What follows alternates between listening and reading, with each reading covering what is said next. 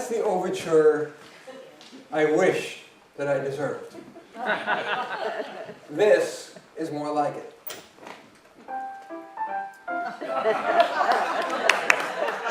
London Bridge is falling down. See, all of us have a very public persona.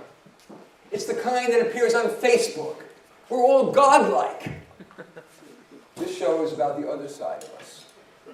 The side that isn't quite so nice or isn't quite so successful. When I was a kid, I was somebody who was really hated because I was verbally aggressive and physically very reticent. And so what I would do would be I would try to buy kids' friendships. But of course, I'm grown up now and I would never do that.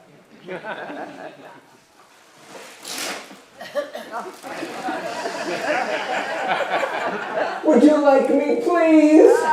Oh no, you screw you. If you give me a standing ovation, I'll give you 3. Okay, I'd like to throw Jennifer. Hello, how are you? Hi. Hi, let me see. Back row. Always the back row gets ignored. Oh, look at Larry and Janet. 2. Be nice to me, please. No, I don't want no rotten tomatoes. Oh, there he is, starting with the cat calls already. Oh, Maren, hello. Hello. Okay, enough of that.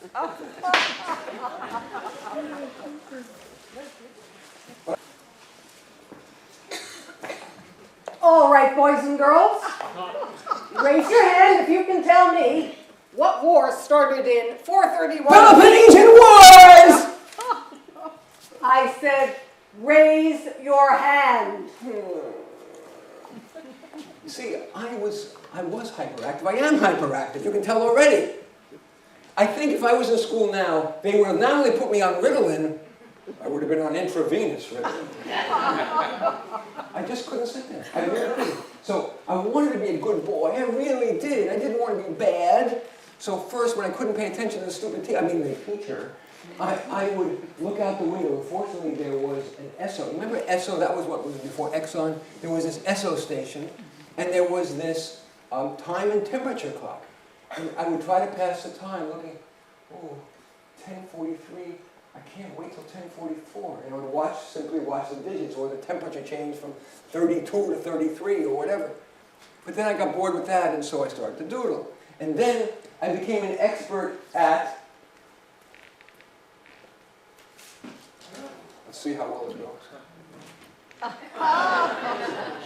I was better then. Anyway, and then I would make up tests. Back in the day, there was no Wikipedia, there was no internet. What there was the World Book Encyclopedia. How many of you remember the World Book Encyclopedia?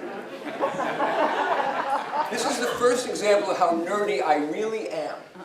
I wrote the World Book Encyclopedia. I read it, I swear, I read whole books of the World Book Encyclopedia. But for my tests that I made up, I looked up special words like penis. I made up a sex test, and I would write down what a penis is, and then I would what a vagina is, and all that, and I would pass it around, and of course the teacher would say, Martin, what are you doing? So then I made up an intelligence test. And this, how many of you remember the Scholastic Book Service, where you could order books every month? How many remember? Yeah. Right? So I would order these puzzle books, and then I would simply plagiarize. I would simply copy the questions from the puzzle books, and I'd pass them around as an intelligence test. Martin, what are you doing again? So this all, as you might imagine, was not isolated incidents. This was constant. And so it reached its head in the 4th grade when I had a teacher named Ms. Rubia Alf. If that is not a name designed like a bad, Mrs. Rubia Alf.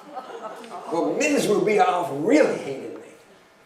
And now I want you to, we have to actually picture and imagine it. The report cards, and this is long before computers, there was one report card that had all 3 marking periods. And as usual for the first marking period, conduct and social behavior, I got unsatisfactory. And in the middle of the marking period, in January or whatever, I got unsatisfactory. Correct. Now here's the punchline. It is January. Over there on the far part of the report card, Guess what was already filled in? Right. This is a very smart crowd. And my mother sees this, and she's dismayed. She comes in to see the teacher. And Mrs. Nemko, Martin's behavior is so heinous that if he were perfect every day between now and June, it would average out to unsatisfactory. of course, it wasn't just the teachers who hated my guts. It was the kids. I mean, think about it yourself. If you were a kid in the class, and there's somebody who's calling out, everybody wants to answer, and I'm calling out. I particularly think about Anthony Piscatelli. You can't make up that name. That's his name. Anthony Piscatelli. And so I was going through my, calling out or whatever, and he says to me, whispers to me, he says, "You may beat me inside," in the classroom, "but I'm going to beat you outside." My heart's pounding. It's like 2:55, 3 o'clock. I'm getting out of school. I'm going out. Hey, show off. Hey, what? I'll show you. You know what this is? Noogies. Noogies. Like I said, I was physically very reticent. My butt was on the ground a lot. And then there was Michael Talbot. Now, you might imagine that my school was not exactly a rich kid's school. But there was one rich kid, and again, you can't make this stuff up. The kid gets driven every day to school and back in a black chauffeured limousine. And this day it's raining, and Michael is pounding away at me, and I'm now on the ground. What's going on at the same time? The chauffeur is standing over Michael as he's pulling me, lest there be a drop of rain that might fall upon his head. And finally, the chauffeur says, "Have you quite finished?" He then makes sure that he escorts Michael to the limousine with the umbrella, opens the door, and makes sure that Michael gets in with me on the ground. You would think that after all of this, that I would want to be a recluse, but I wanted to have friends like everybody else. And what kids, especially boys, would do to make friends, they play softball. And so I would want to so badly be chosen. And of course, I was never a captain. But I would want to stay cool, so I'm standing like this. Oh, by the way, you know why people pound their gloves? It's not just to look cool. And actually, there are wrinkles normally in the pocket, and it flattens them so that there's a bigger pocket for the ball to get into. Inquiring minds want to know. Anyway, so I'm standing there, and the captain's picked the first 2 people, and the second 2 people, and the third, and now 18 people are gone, and I'm like this. Hey, I guess you're the odd man out. You ain't going to need come this. on, what? You ain't going to need this. Go, come on. Who wants to play keep away? No, oh, come on, don't do that. Come on.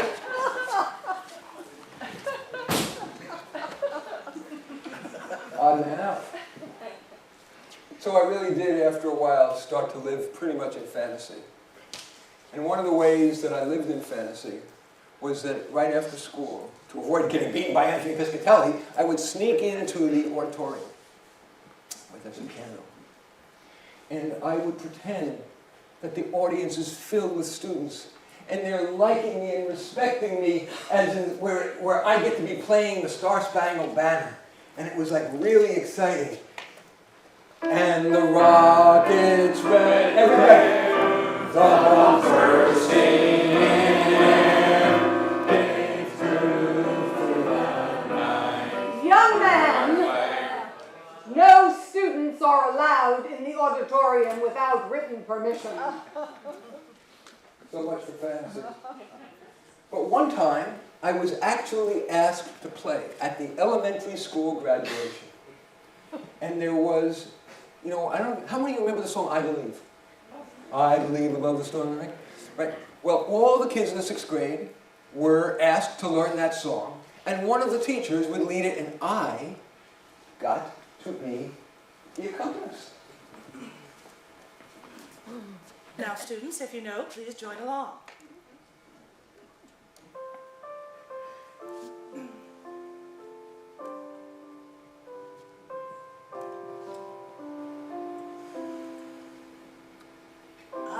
believe for every drop of rain that falls, a flower grows. I believe that somewhere in the darkest night a candle glows. I believe for everyone who goes astray, someone will come to show the way. I believe, oh, I believe. Okay, everybody. I believe above the storm, the smallest prayer will still be heard. I believe that someone in that great somewhere hears every word. Every time I hear a newborn baby cry, or touch a leaf, or see the sky, oh, then I know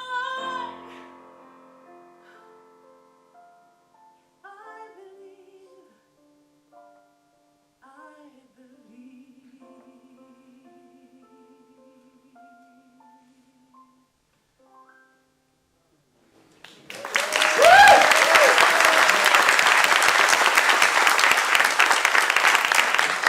I was so pumped up from getting to do that, and I heard everybody applauding. So I said, for my next number, I'm going to play.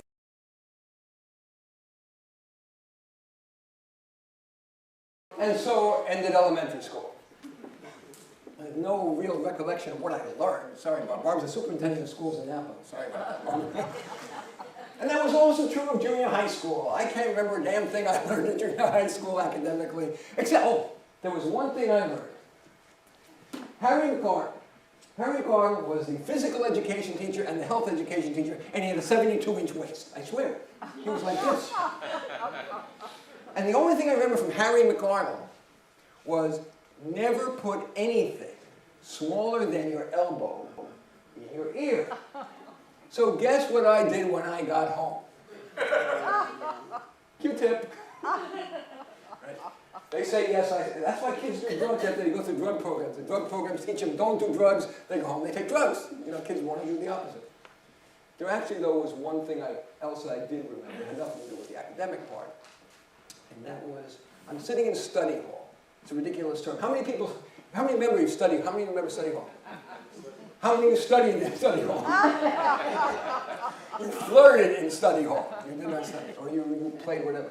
In any case, I'm sitting in study hall, not studying, and I'm in the 7th grade, and Jules Bayless, the 9th grader, comes over to me, and he says, Marty, would you like to play the piano on New Year's Eve? I'll pay you $25. $25? I'd pay $25. Out on Long Island? Cool. So now it's New Year's Eve, and the doorbell rings. I come out, and there's a taxi cab.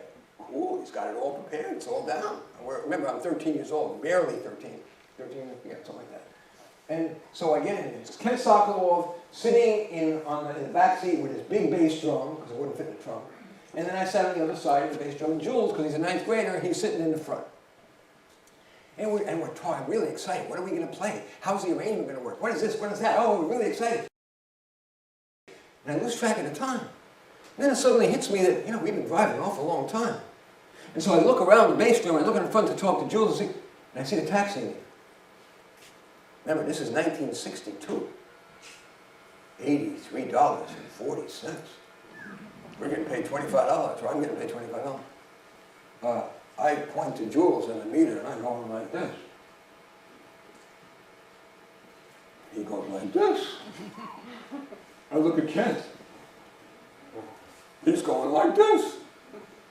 We get there, and now the meter reads $114.80. And the cab driver says, That'll be 114.80, and I'm hoping you're going to give me a big tip. It's an awful long way to Montauk Point. That's the farthest point of Long Island. And I say, I'll be back in just a moment. You guys stay here, no problem. And I go in there, and I'm scared to death, and I'm begging this is Air Force Base. I'm begging, here's a story. Which could possibly, my mother will pay you, I promise.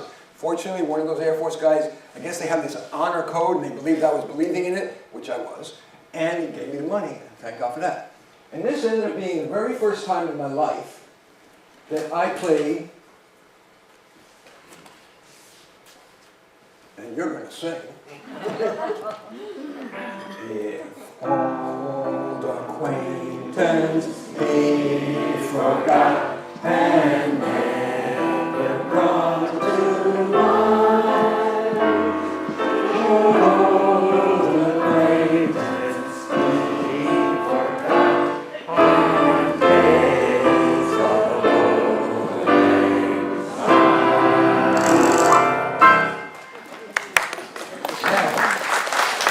Good singing, everybody. That's excellent. Now, the gig is over 3 in the morning. It's New Year's Day. We're certainly not taking a taxi cab back. So we ask, how do we get back to Queens? I'm in Flushing, Queens, living in Flushing, Queens at this point. The Long Island Railroad. Great! So we go now, Ken's got his bass drum, Jules has got his saxophone, and I got my nothing. This is before keyboards. We get there and we see a sign. New Year's Day, special schedule. First train, 11:35 in the morning. 3 o'clock in the morning, we're freezing our asses off. This is Montauk Point, New York. Picture the three of us sleeping on the benches for 8 hours. That was my first gig. A net loss of, $100 or whatever. But looking back, I wouldn't have traded it for the world. It was really, that's a memory. Life in the end is about memories.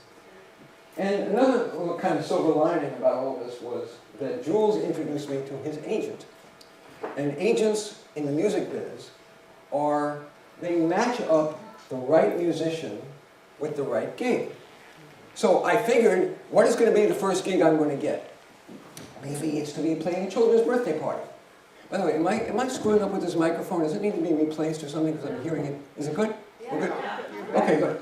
So, children's birthday party, maybe there will be a clown doing some corporate event and I'd be playing, maybe a tap dance studio and I'd play. He sends me to one of the toughest bars in the Bronx. Remember, I'm just 13, I'm not even shaving. If you think I'm nerdy now, you should have seen me then. So like if they were, there's, what do you mean you don't know that song? And then, of course, there'd be the standard kind of things that they would ask me, they would, when I was just smiling, when I was smiling. Or they would do, this,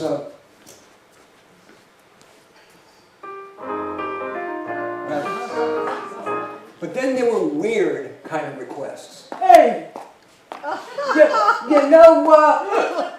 twinkle, twinkle, little star? I'll give you a big tip. You know it? If everybody will sing along for that big tip, all right, what the heck. Okay, here we go. Hey, you're not going anywhere, you're singing. Get your butt out here. Twinkle, twinkle, little star, how I wonder what you are. Up above the world so high, like a diamond in the sky. I was getting bored. Little star, how I wonder what you are.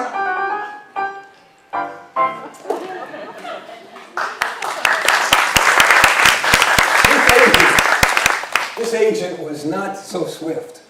What was my next gig? Show you this. This is great. This is also nostalgia. Remember these? The big velvet bow ties? Right. His next gig for me was the Goldberg DeLuca Bar Mitzvah. And now, ladies and gentlemen, it's time for the Hokey Pokey. Come on, everybody, out for the Hokey Pokey. Come on, everybody,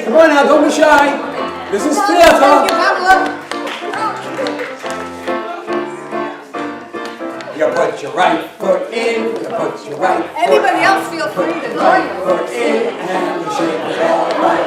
You do the hokey pokey and you sing the song right. That's what it's all about. And now it's the local part of the wedding, the tarantella dance in the circle.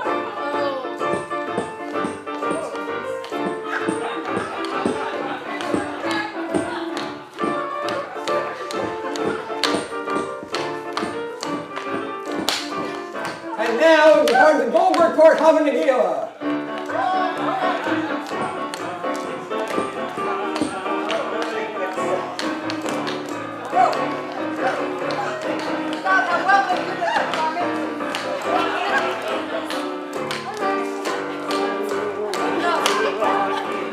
Okay, you got the idea. Let's hear it for you. Let's hear it for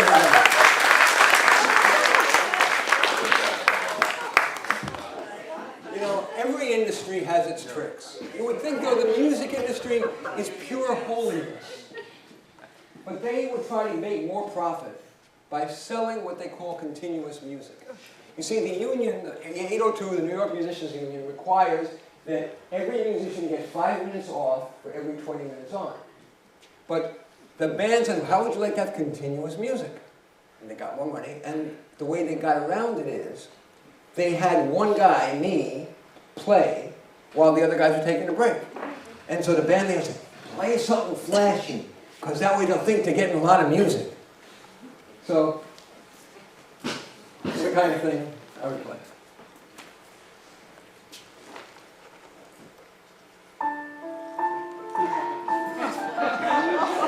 Give me a little chance.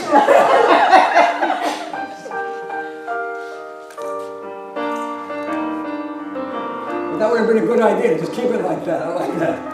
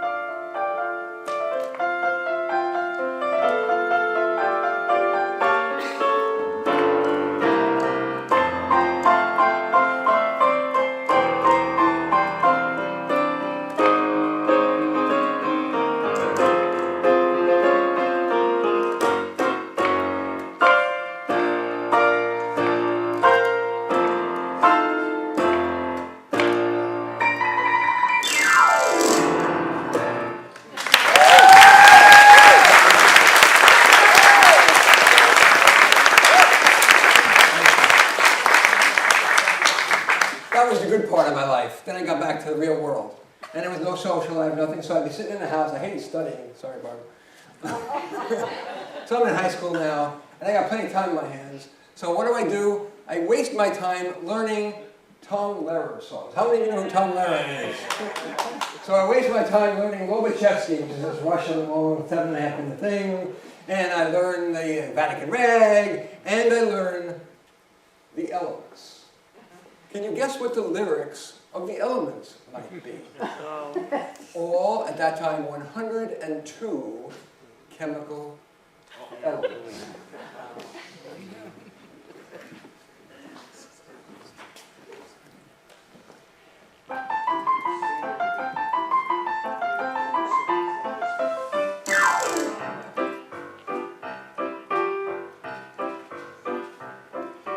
antimony, arsenic, aluminum, selenium, and hydrogen, and oxygen, and nitrogen, and neon, and nickel, neodymium, neptunium, germanium, and iron, beryllium, ruthenium, and radium, europium, glucosium, lutetium, vanadium, cadmium, and osmium, and acetine, and radium, and titanium, and indium, and gallium, and iodine, and thorium, and thulium, and thallium.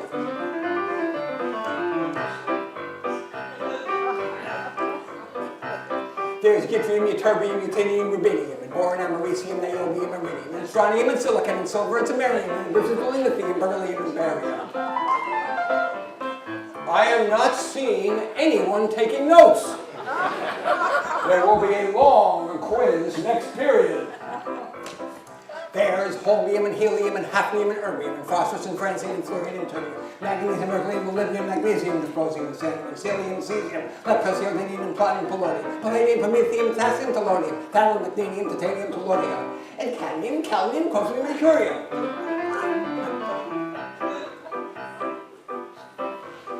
There's sulfur, californium, and fermium, berkelium, and also mendelevium, and thymium, and beryllium, and argon, kryptonium, and zinc, and rhodium, and chlorine, copper, tungsten, and sodium.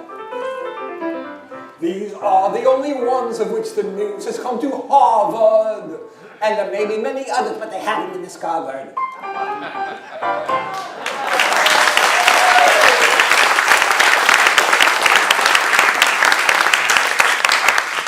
You think that's nerdy? You ain't seen nothing yet. While all of my peers in high school are listening to the Beatles, or if they're cool, they're listening to the Stones while they're stoned, what am I listening to?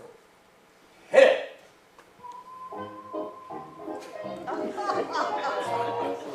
Who knows what that is? Oh, this is a whole crowd. And if that's not bad enough, I had an idol. Was it Mick Jagger? Was it John Lennon? Who was it on the Lawrence Welk Show? Who can guess? Myron Florence. That's good. He's the accordion player. The accordion guy. That was good. But no, he wasn't flashy enough. I wanted to be flashy. Joanne Castle. Who knows who Joanne Castle is? Joanne Castle would play 1890s honky-tonk music. But because it's actually quite hard, and when people watch the Lawrence Welk Show, they wanted to relax. They didn't want to see somebody sweating and working too hard. So she would make a point of periodically smiling to put people at ease. Here is my imitation of Joanne Castle. She didn't smile during the beginning. It was like when it got hard later. Hopefully you'll see. See if you can catch it.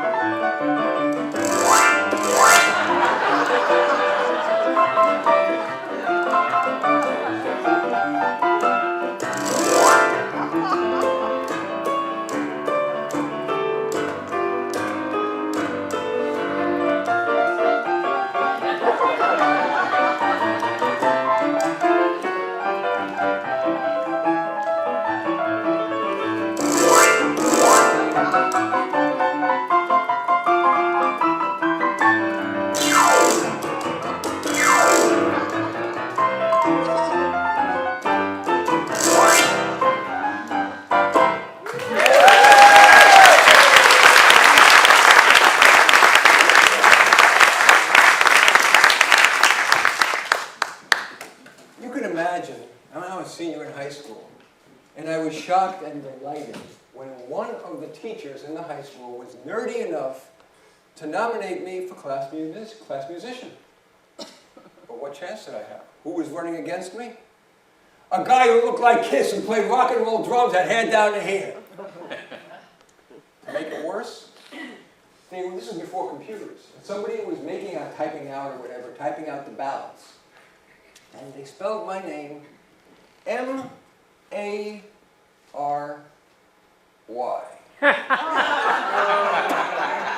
Mary, but that wasn't enough. N-E-M-O. Mary Nemo. Hollywood could not come up with a better ending. Who can guess what happened? I won? No? I lost? No? It was a flat-footed tie! True, we both class musicians. That's true story. Anyway, every summer, including from years earlier, but also between high school and college, I would play the piano in the Catskill Mountains. How many of you have ever heard of a bungalow colony? This is, for anybody who doesn't know, this is the eighth wonder of the Western world. Nobody can understand this. There were these middle-class and rich people who would leave their mansions to go up to the Catskill Mountains, where it was 2 degrees cooler in the summer, to live in a cabin that looked, those old cabins that had a screen door where all the screen was like half off? That's were these places, bungalow colonies. And on Saturday night, there was a community room, and they called it, for some crazy reason, a casino. There's no gambling in this casino. It's called a casino. But they have third-rate comedians, third-rate singers, belly dancers, and strippers. Now remember, I'm 15 years old at this time when I'm starting, and I've never even seen naked breasts. And I swear this is not, and everything I say here, there is not one bit of theatricality or exaggeration. I swear everything that I'm saying to you here is the God's honest truth. I am 15 years old, I'm sitting at my keyboard piano, and I'm looking at this naked woman like this. And my luck, somebody in the audience said, "Hey, look at the piano player!" You know how embarrassed teenagers get. That's not fun.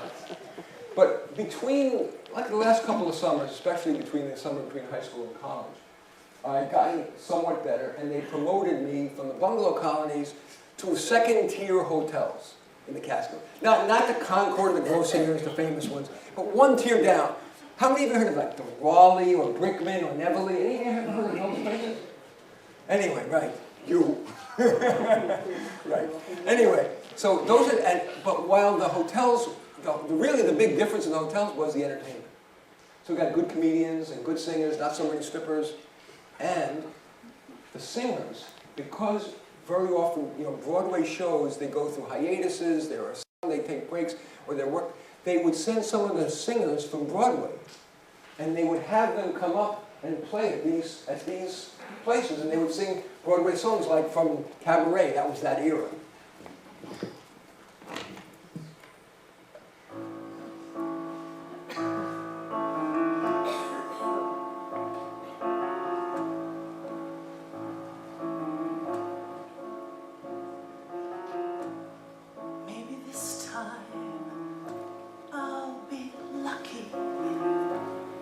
Maybe this time he'll stay. Maybe this time, for the first time, love won't hurry away. He will hold me fast. I'll be home at last. Not a loser anymore, like the last time and the time before. Everybody loves a winner, so nobody loved me. Lady Peaceful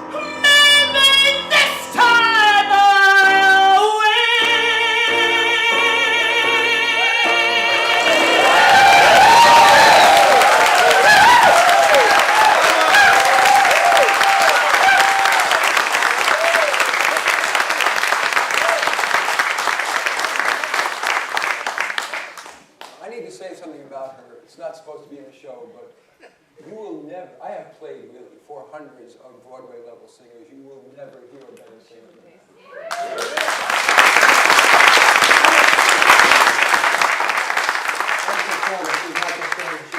That might be his one lie tonight.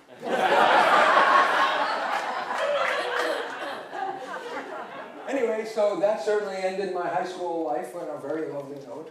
But then again, back to reality, now I'm in college. And this was like 1967. And everybody was either protesting or getting stoned, or both. They were going to Woodstock, everybody was cool, and I'm still desperate to be accepted. I wanted to be liked. I said, where might I find some acceptance? I figured nobody's going to be rushing a fraternity at this point in history. So I go and rush fraternity. Yes, you're right. There was a total of 39 people who rushed in the entire damn school. 36 get in, and I do not get a bid. Stop laughing at me. Now what? I decide, okay, I'm tolerable in I love that you're laughing, that's wonderful. I'm kind of tolerable in short bursts, I just don't wear well. So I decided I needed to do something different. Can anybody guess what I decided to do where I get only to see people in short bursts? I drove the night shift of a taxi cab in New York City. So if they wanted to talk, I could talk. Right? Well, at this point I had a girlfriend. Her name was Ruthie. Put your fingers in your ears, Barbara. Actually, she knows about Ruthie. We're still friends after all these years. Anyway, Ruthie tells me about that there's a secret university in New York. It's called the Rockefeller University. And although you never heard of it, it has the highest concentration of Nobel Prize winners in the world. So I decided my next shift, I'm going to go and drive around 66th in New York, where it is, and I'm going to see if I can get somebody to finally hail my cab and get in. Finally, a distinguished-looking gentleman gets in the cab, tells me where he wants to go, and I say, excuse me, do you work at the Rockefeller University? Yes.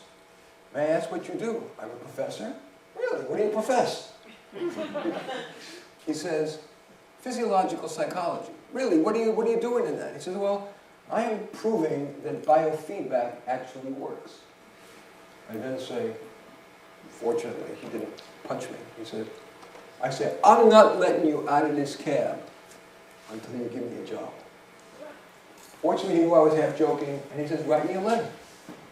So my shift ends at midnight. I go home. This is long before computers. I have my typewriter, a Smith Corona Underwood, something like that. I'm typing.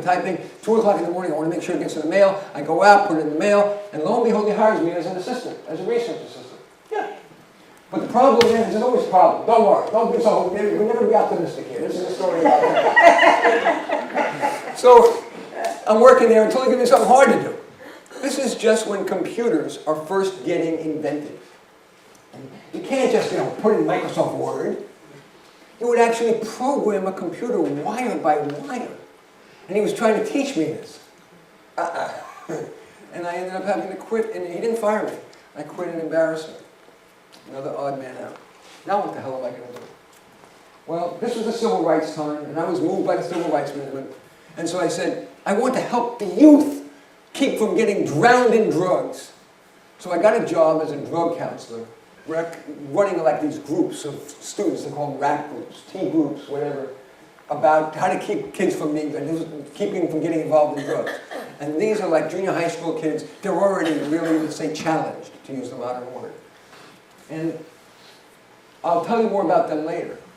But the good part of this story is, I am now sitting in the teacher's room, in the break room, and they're having coffee. And my hand is in the coffee, I'm depressed, I'm not helping the youth enough. And then there was this kind of smart, perky person who was having a good time, chatting with everybody. There. And so I told you, when I was young, I tried to buy friendship. The one thing I had was money from all the music gigs. So I ask her out, and I take her to a lovely dinner, and then I take her to the original cast production of the Fantastics, right? And then we're walking down the street back to my car, and manna from heaven descends. A piano bar. I go in there with Barbara, have a drink, Listen to the piano player, but I'm really just waiting for the piano player to take a break. He goes and takes a break, and I stop him and I say, excuse me, would you mind if I play a song for my girlfriend? First date, girlfriend, right? He says, okay. This is the song I played for her. It's the song, it's the theme from Lady Sings the Blues, the story of Billie Holiday. It's called Habit.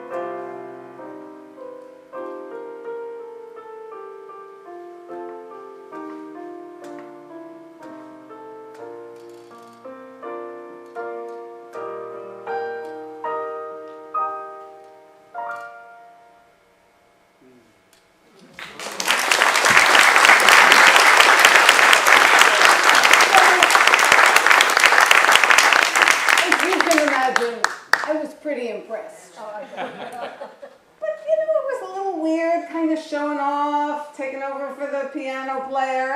He was kind of an odd man. It was, I had to think about it for a while.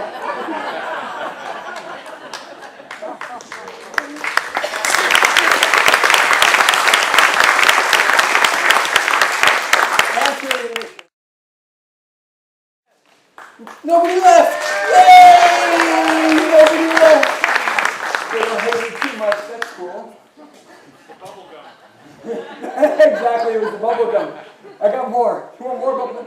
Yeah, it's not even bubble, it's just gum. When I left, we heard in the previous episode, I was working at IS-61 in New York, where I met Barbara.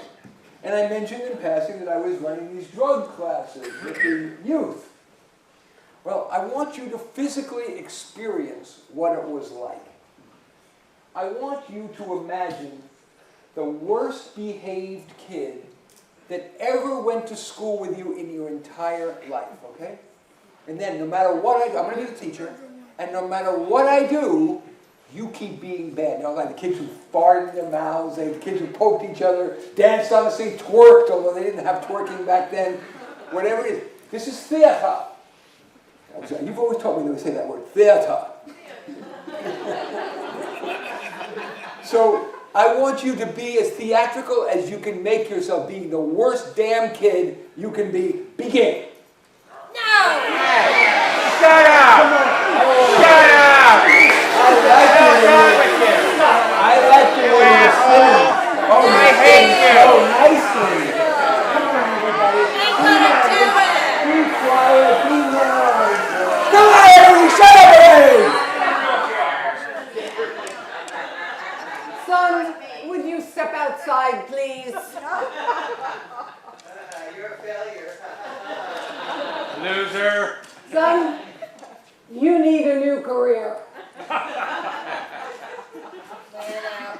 This was not theatrical. This is exactly what happened. They heard that the superintendent was touring the school, heard the chaos in my room, and those are the exact words. Son, would you step outside? Son, you need a new career. There's no fiction here, right? So now what? I figure, what is the answer? This guy. Education.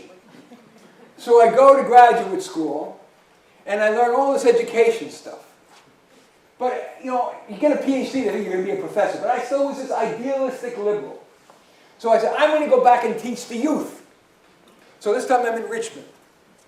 Not exactly, very tough school, very tough kids. And I try everything they taught me, everything this jerk taught me. Didn't quite work. And then so I'm sitting in the teacher's break room and I'm saying, what am I going to do? What am I going to do? And I said, well, maybe I need to reward them a little more. What do kids care about in 1982? What did kids like to do recreationally in 1982? Right. Smoke pot, yeah. That hasn't changed. What else? A smart guy, right. But 1980 was Pac-Man, 1982 was Ms. Pac-Man. They loved arcade games. So I said to myself, let me think here. I got this PhD thing. Maybe if I call the Bally Corp, I looked on the arcade game, I saw it was owned by the Bally Corporation, they made the machine. If I call them up and I say, I got a PhD from Berkeley, I'm now teaching a class and we know how challenging, that's the word, challenging it is to teach the youth. Maybe if we use stronger reinforcer, would you let me have a Ms. Pac-Man machine, and I'll use it as a reinforcer, and I will do a little study and I'll write a report, and you'll sell a zillion of them. The teachers and the teachers said, yeah, right. One of the proudest moments of my life. When the delivery man is coming there on a dolly, the full arcade side, Ms. Pac-Man, no obsolete model. Much to the delight, the kids are looking out the door and they're down the halls. The teachers can't believe it. Didn't work. So then I figure, all right, I got to pull out the heavy ammunition. Music. So what I did was, I took classic great musicals. Oliver, which was done here on this stage. Beautiful. How many of you saw Oliver here? It was amazing. Right? Okay. They did, right. So, but I wrote like a 30-minute version of Oliver, stripped down, very simple. I did The Wizard of Oz, and I did The Sound of Music. And it was really quite something to see these gangster kids. I mean, they really are the switchblade crowd, and they're in nuns' habits. I love it. But I could not find a Maria. So I had to get, fortunately, even not surprisingly, I chose as my assistant teacher somebody who was a singer. And she played Maria. Kind of non-habitish, right? Okay, who wants to join in? Who wants to You're get all up and Van do Trapps a now. join with me? You do. Come on, Von Trapp children. Come You're gonna on. be prancing around the meadow. Come on. No, I can't, but she will. Oh, yes, please. I heard you singing earlier. You're going to be singing loud. Who else? Come on, it's Anyone? fun. Come on, You get want up. to join us? Anyone want to come down? We're going to sing. All right.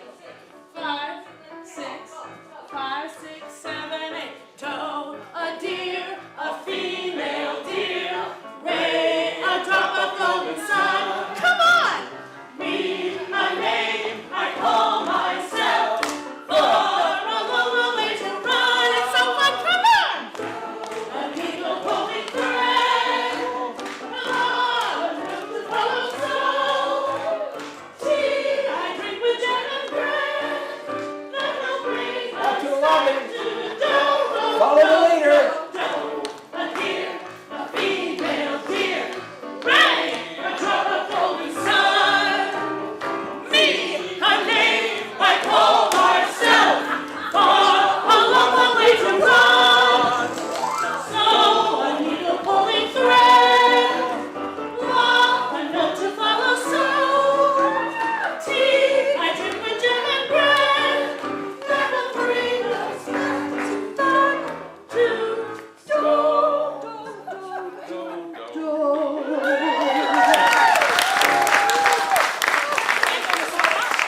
very nice class, thank you. Well, the kids had a good time and all, but their reading scores, I don't know, sorry, Barb. So, one of the other tricks I tried was to take them on field trips. But what do you need, what does a teacher need to take children on a field trip? The bus. Parent permission and a bus. Very good. Well, fortunately, if there are 20 kids in your class, in this particular school, you were lucky if 12 showed up on a given day. And if you give out 20 permission slips or 12 permission slips, you're lucky if 7 get home, because they're paper airplanes thrown away or whatever, and 2 get signed. So I've got 2 signatures. There ain't no field trips if I require a signature. So I decide, screw the signature. I was driving at the time a 1972 orange Chevy Vega hatchback. And so the Tanner kids or whatever that would show up in my class that day for the field trip, I would shove and would sneak out the back way, and I'd shoot, for hell with the bus, shove them into my Chevy Vega. So I got 3 kids stacked on top of each other in the front passenger seat. I got 2 or 3 kids in the back seat, 4 seat. I got one with his legs out the window. I got 2 of the hatchback is open. They got their legs out and everything. And we went to the tide pools and we went to the bakeries and everything. And we had a great time. It was wonderful. We did it for a long time. Dr. Nemko, do you have any idea of the liability that you have placed on this school? Nothing ever happened. On you, on me, on the school, on To the you, district. I want the children to get an Son, experience. You need a new career. Those weren't the exact words, but it was the same point. I had to quit. Now what the hell am I going to do? Well, what do I care about? You know, you're supposed to choose your career based on what you give a crap about. And I really care a lot about work and being productive, not just because I believe in that, but because my father, who I'll tell you about a little more later, was a Holocaust survivor. And what healed him was not Holocaust remembrances, not psychotherapy. It was work. He buried himself in his work so he could take care of my mom, my sister, and me. And so I decided I'd be a career counselor and help people find their right work, their right livelihood. And what I'm saying, I'd like to try to incorporate my music. It's been the only thing that really has given me a lot of success and satisfaction, other than this guy over here. And so I figured, how the hell am I going to integrate piano playing into career counseling? Well, there are times when I ask a hard question, and I want, instead of an instant, normally counseling session, you ask a question, you get an answer, ask a question, you get an answer. I wanted to give my clients breathing space. So I say, when I ask a hard question, I'll ask you about, I'll ask you one. So really deep down, think about what's really missing in your life and what you really want to do starting today to take a baby step toward getting that in your life. And then when I'd ask that question, I'd say, I don't want your answer. I'm going to play soft music for 90 seconds. I'm going to play Over the Rainbow, right? That kind of wishy song. And you meditate on it, and then after I finish, then you can tell me what your wish is and how you're going to get there or whatever. So we're going to do that right now. So take a moment, right now. Every one of us, me, Barbara, all of you, there's something still missing in our lives. Take a moment now to think about what might be missing. You're going to have 90 seconds to do it while I play Over the Rainbow in the background. And then we'll talk.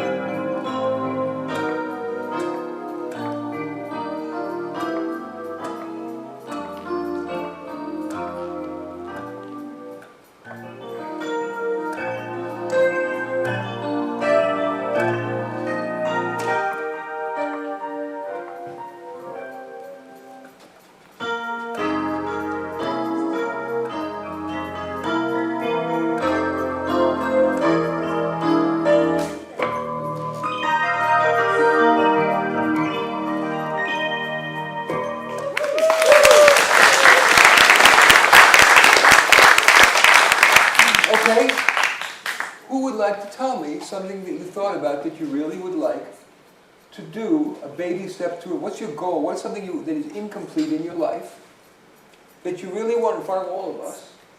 It's like Vegas. What happens here stays here. Something that, Bohemian Rhapsody. well, I will play Bohemian Rhapsody. But what's something that you have a wish for? I'll answer that in a second because she asked. Oh my God.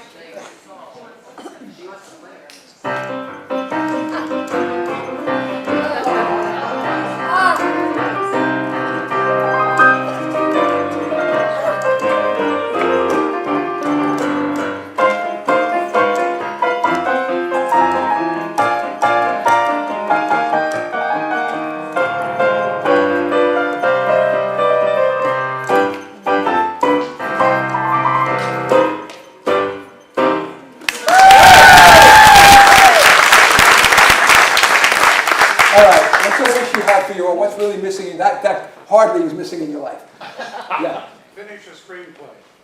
Finish screen, and so, if there was a God, would God tell you should take a baby step toward doing that, or would God say do something else? What would God say? All seeing, all knowing. Say finish the project you're working on, and as a reward you get to do that next.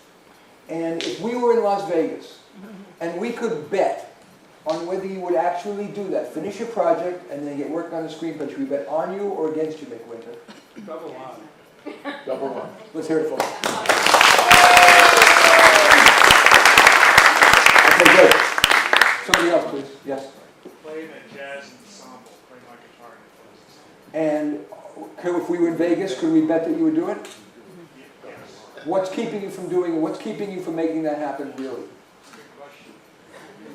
Take a moment. I'm trying to decide if I think I'm good enough to play in this jazz ensemble at this point. What's the worst thing that could happen if you fail? Let's say you try and you get rejected from every ensemble. Would you feel better or worse for having tried honestly, no BS? No, I think that's a good question. I feel, at least I tried. Let's hear it for you. One more. Okay, we can move on. Okay. I've now had 5,000 career counseling clients. Wow. And, yeah, I know, it's crazy. I've been doing it 30 years. And everybody's different, but there is a pattern that is very common. And the pattern is they start usually quiet and sad because they're either out of a job or they don't know what they want to be. They feel this thing called anomie, this vague alienation. And then little by little they make progress, and then they get a big win, they've got a job or they're clear on their career goal or whatever. So they get excited, and then they're back to peace, but it's a more pleasant peacefulness. And I ended up writing a piece of music that was designed to kind of recapitulate, capture that process. So let's see if you hear that process in this.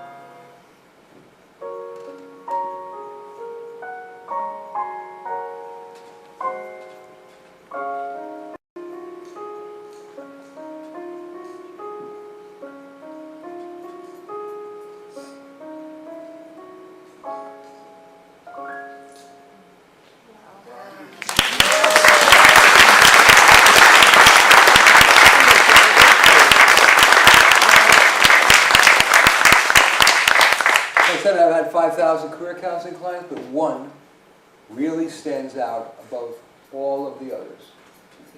I need to give you a little background. I have every one of my new clients complete a very probing new client questionnaire before they come in, so I can really understand a lot of them. First, I have to charge them, ask them all those questions. I can read all that stuff and think about how I want to proceed. So I'm upstairs reading this questionnaire.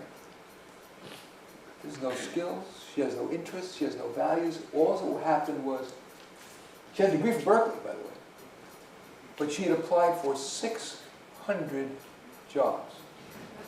And the best she could get was a minimum wage job selling sheet music first, and then at a tile shop as a clerk.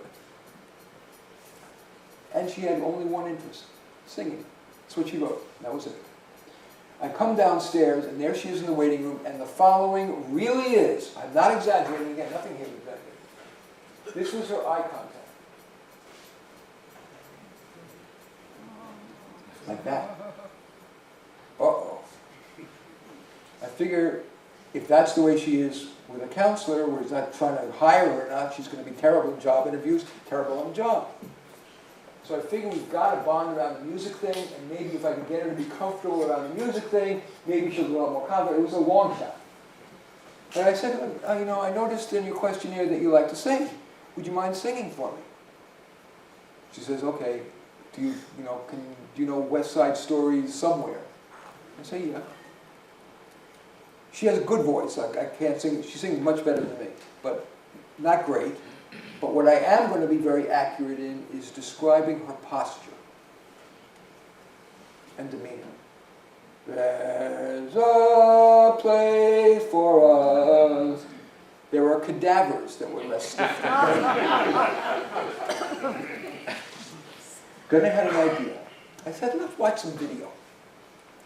And we went up to my office, and there's a computer there, and we looked at a YouTube video of Queen Latifah singing, performing the same song, and Barbara Streisand singing the same song. And then I said, I have a room downstairs with a full-length mirror. I want you to go in that room, door closed, and you are not you. You are pretending you are a world-class performer, doing that same song. Take all the time you want. When you're ready, call me. Takes about 15 minutes. She calls me, and this is not Fantasyland. She was somewhat better. That was it. She was somewhat better. Come the end of the session, she says, okay, I got to walk over to the BART station. She doesn't drive. I say, it's getting dark, I'll drive you. And if I ever had a moment of inspiration in my entire life, it was this moment. We're driving, and I'm about a block from the BART station. And I turn around. Where are you going? The BART station's over there. You'll see, there's a shit-eating grin on my face. You'll see. And I drive her into the Oakland forest. I bet you mean no Oakland hat forest. She says, well, what are you going to do? Are you going to cut me up into little pieces? Am I going to end up on the 11 o'clock news?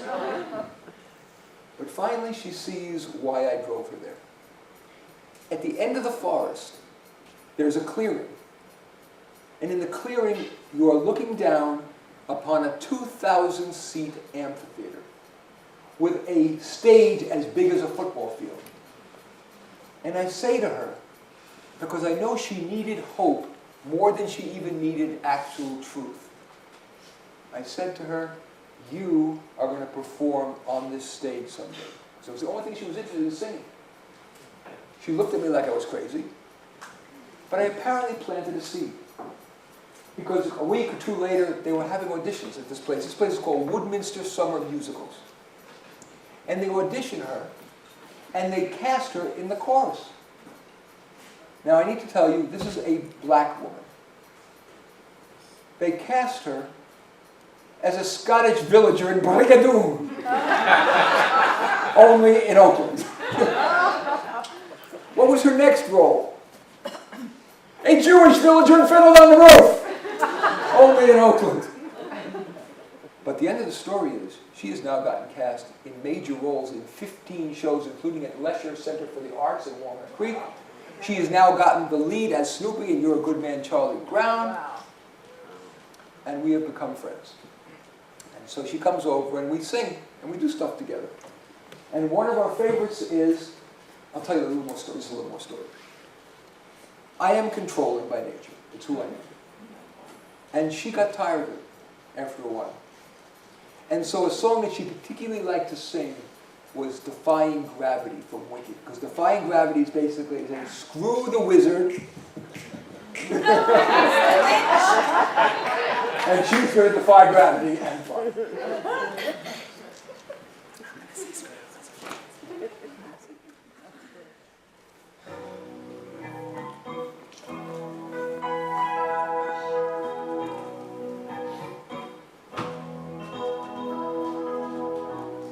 Something has changed within me. Something is not the same. I'm through with playing by the rules of someone else's game. Too late for second guessing. Too late to go back to sleep. It's time to trust my instincts. Close my eyes and leave. It's time to try defying gravity. I think I'll try defying gravity, and you can't pull me down. I'm through accepting limits, 'cause someone says they're so. Until I cannot change, but till I try, I'll never know. Too long I've been afraid of losing love, I guess I'm lost. Well, if that's love, it comes as much too high a cost. I'd sooner buy defying gravity. Kiss me goodbye, I'm defying gravity, and you can't pull me down. Limited, my future is unlimited, and I just had a vision, almost like a prophecy. I know it sounds truly crazy, and true, the vision's hazy, but I swear someday I'll be flying so high, defying gravity. Kiss me goodbye, I'm defying gravity, and soon I'll match them in renown. So if you care to find me, look to the western sky. As someone told me lately, everyone deserves a chance to fly. And if I'm flying solo, at least I'm flying free. To those who ground me, take a message back from me. Tell them how I am defying gravity. Kiss me goodbye, I'm defying gravity, and soon I'll match them in renown. And nobody in all of Oz, no wizard that there is or was, is ever gonna bring me down. Bring me down. You'll never bring me down. Oh.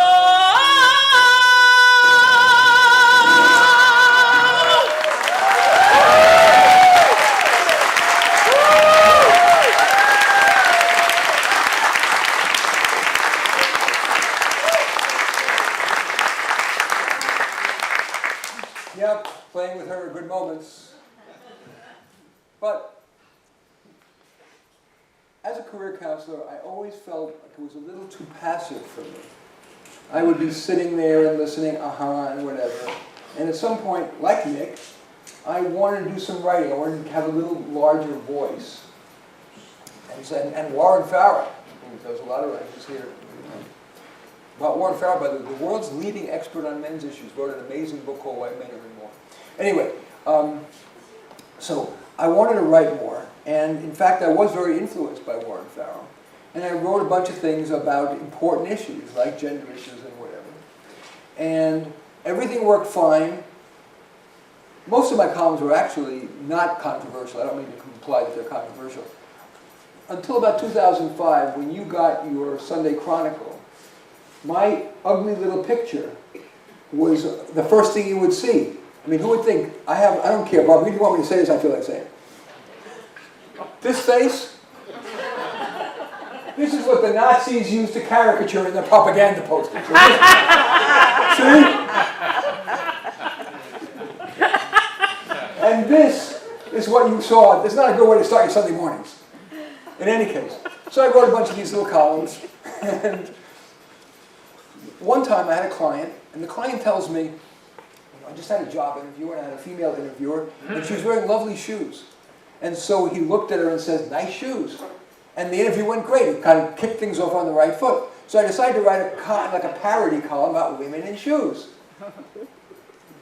But there was a new editor at the Chronicle, Patricia F. Hoyt. That was a very demeaning column, writing about women and shoes. Although I do kind of like these. Like, I'm on sale too. But you need to find a new job. It's true, after 6 years of college, that was it. That was all I needed to do, was write a parody of women in shoes. That was gone. But I am definitely slow on the uptake. Because I got to be a columnist at the Atlantic, and everything was fine. And then my editor innocently asked me, I'm such a fool to say yes, he said, how about writing a column about who has it better in the year 2013, men or women?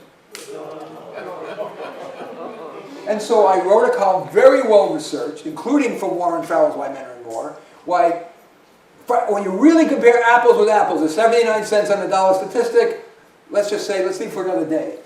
It's misleading. Anyway, and men, if men want to stay at home, be a stay-at-home husband, they look at them funny. If a woman stays home, it's okay. Anyway, so I write this whole thing about women. And he says, it's good, it's well documented, it's a reasonable, moderate position. And then, I'm sorry I have to say this, because I thought it was a pretty good column. But I have been pounded on by every women's advocacy group in the country.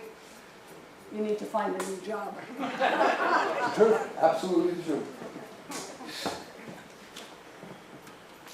Then there was, bad things they say come in threes. Well, I don't know if you've noticed. How many of you noticed that my fingers are funny? Yes. Right? This finger cannot straighten at all. This finger cannot straighten at all. It's like it's encased. It's essentially collagen, yeah. And it's called Dupuytren's contractures. It doesn't hurt at all, so no sympathy required. I have this too. Right. Anyway, it is not painful, nothing, but this is something you don't know about me. I have been a basketball player my whole life. Can't hold basketball. I write, have trouble writing, and I play the piano, and so I had to learn to be a seven-finger piano player. You've been listening to a seven-finger piano player. But there was maybe my most important day here in Napa. Napa, there's fundraisers every day, it seems like, but there was a very big fundraiser for the Napa Valley Opera House. Beautiful, before that was in its former glory. This gorgeous, they spent $50 million with the Mondavi family. It was just a gorgeous thing, and they were having a fundraiser for it. And they asked me to play solo for an hour at that big, beautiful place. But now, I had not been a pianist for a long time, certainly since I had these seven-finger problems. I couldn't turn it down. So these were three of the things I played at the Napa Valley Opera House. I'll start with, I do like that show, The Sound of Music, so Climb Every Mountain is what I'll play first.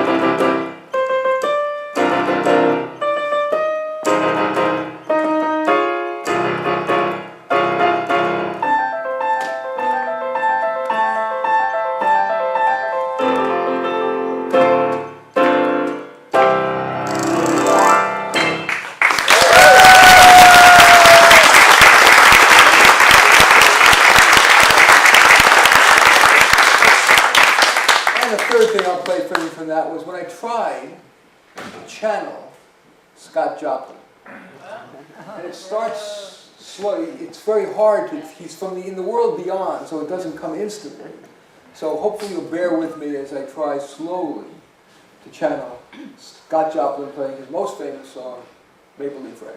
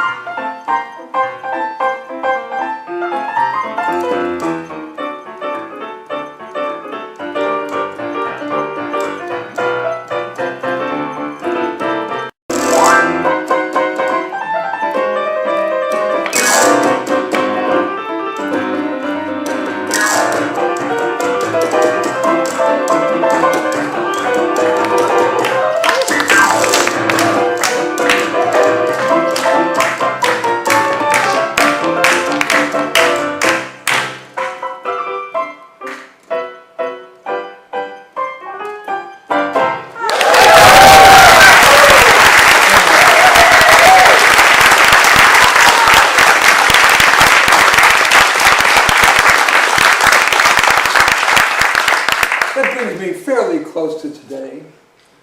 And so, seriously, because I really have had, despite a fair amount of successes, a lot of failures, especially socially.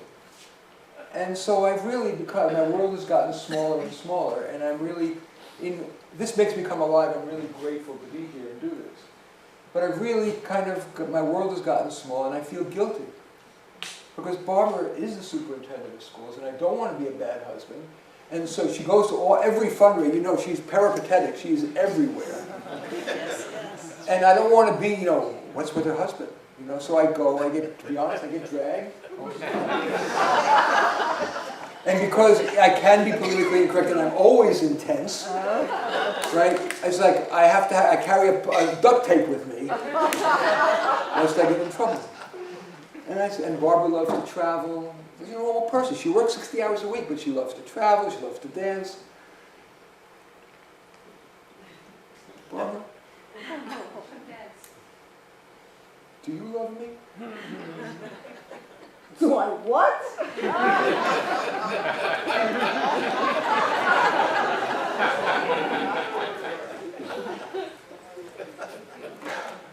Do you love me?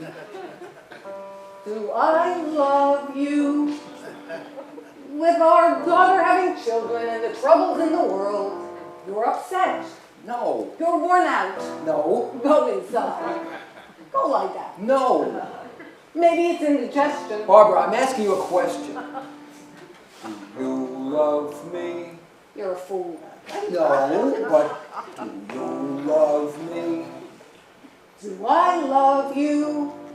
For 44 years I've washed your clothes, cooked your meals, read your stuff, heard you fetch, made your day. After 44 years, why talk about love today? A day I remember was our wedding day. I was scared.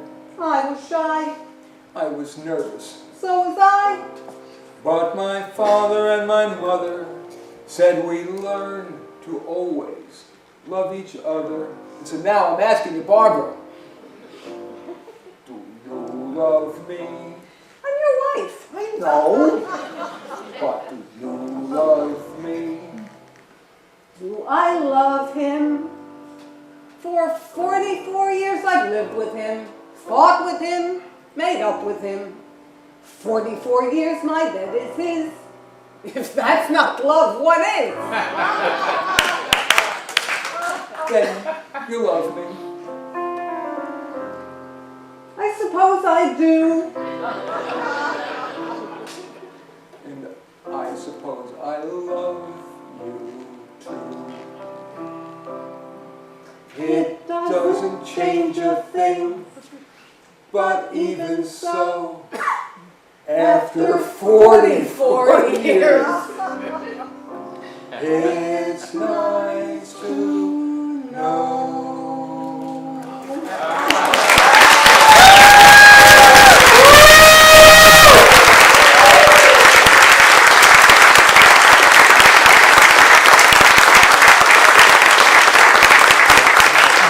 I was thinking about doing the show here, but then I realized there's one more thing I have to do.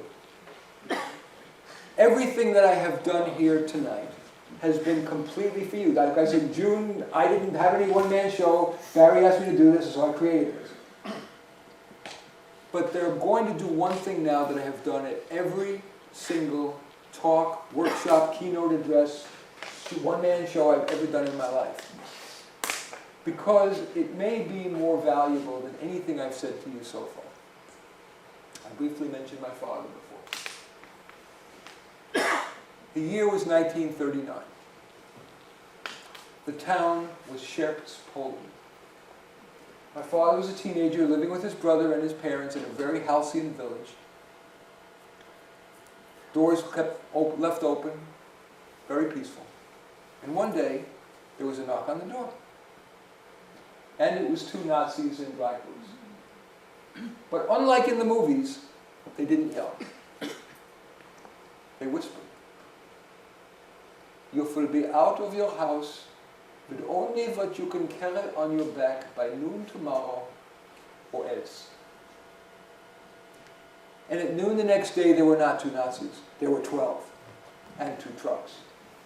And the young and the aged were put into one truck, and my father was put into another. He never saw his parents, or as it happened, his brother ever again. He and 11 men escaped by building a tunnel out of a concentration camp and lived in the Black Forest thanks to the good Christians who took care of him. And at the end of the war, he was dropped on a cargo boat and dropped in the Bronx, New York. Without a penny to his name, no money, no English, only the scars of the Holocaust tortures. No education, sorry, Barbara. What did he do? No job was beneath him. He sewed shirts in a factory in Harlem. And what did he do at night? Did he say, I'm exhausted, I'm going to hang out?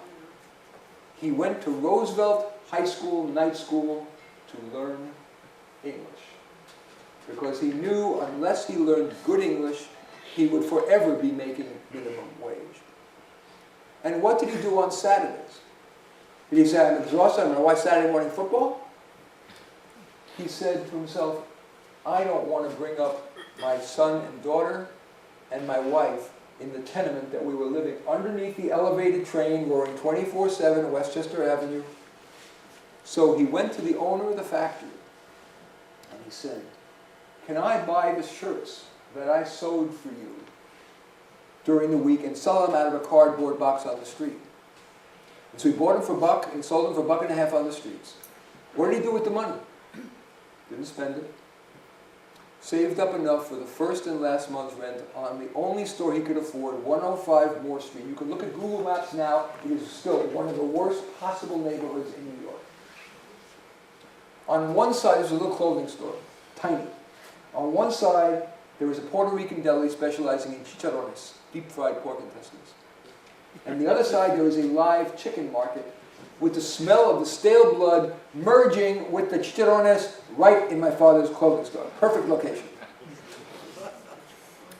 And the store was so small that he couldn't store all the merchandise in the store. He had to store most of it on folding tables on the street.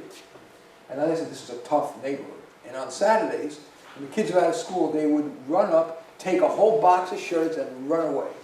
He couldn't afford a security guard. So he had me at age 13. Yeah, thank you, you're right. A really ridiculous concept. But I went and was a security guard. And the most memorable time I ever had with my dad was one day when business was slow. And I remember standing out in front of the store, and there's a parking meter. And I remember one elbow, my elbow on this side of the parking meter, and my dad is on this side of the parking meter. And I say, Daddy, how come you so rarely talk about the Holocaust? And he stiffened, which is something he rarely did. And he said, Martin, the Nazis took 5 years from my life. I won't give them 1 minute more. He said, Martin, never look back. Always take the next step forward. And each and every one of us, you and me alike, have had crap happen to us of all sorts. But as I said, I've had the privilege of being career and personal coach to 5,000 people. And one of the most differentiating characteristics are the ones who succeed, they failed a lot, but they follow my father's advice. Never look back. Always take the next step forward. And I can leave you with no better advice.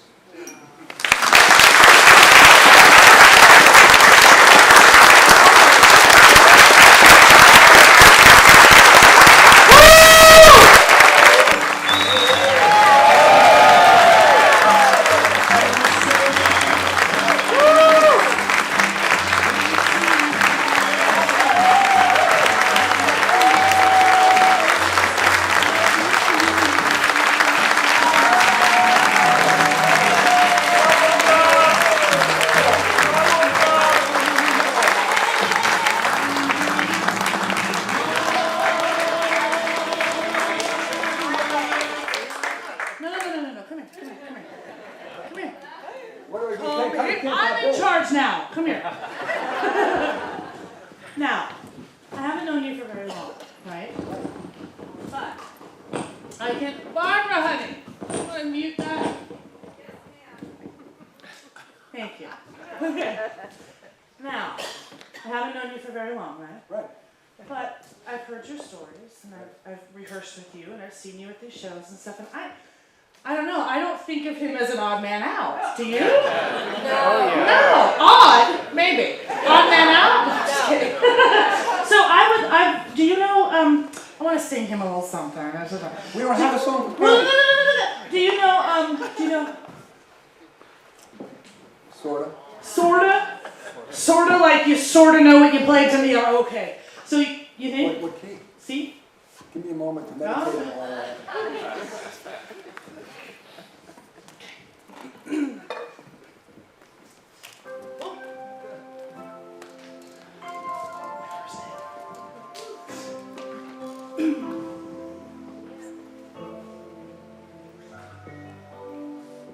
I've heard it said that people come into our lives for a reason, bringing something we must learn, and we are led to those who help us most to grow, if we let them, and we help them in return. Oh, well.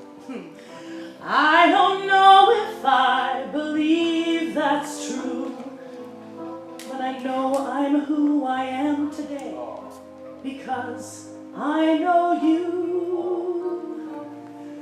Like a comet pulled from orbit as it passes the sun, like a stream that meets a boulder halfway through the wood. Who can say if I've been changed for the better, but because I knew you, I have been changed for good. It well may be What? that we may never meet again Oh, that's exactly. in this lifetime. So let me say before we part, so much of me is made of what I learned from you, you'll be with me. Like a handprint on my heart. And now whatever way our stories may end, I know that you've rewritten mine by being my friend. You were so great here in Lucky Penny. I couldn't believe your voice. Now we're singing together at Lucky Penny, like I can't believe it. Like I always never thought I could. I'm saying, if I've been changed for the better, but because I knew you. Because I knew you, I have been changed for good. And just to clear the air, I ask forgiveness for the things you blame me for. But then I guess we know there's blame to share, and none of it seems to matter anymore. You were so great when I saw you. I was here at Lucky Penny. Now we're singing together. I can't believe it. Who can say if I've been changed for the better?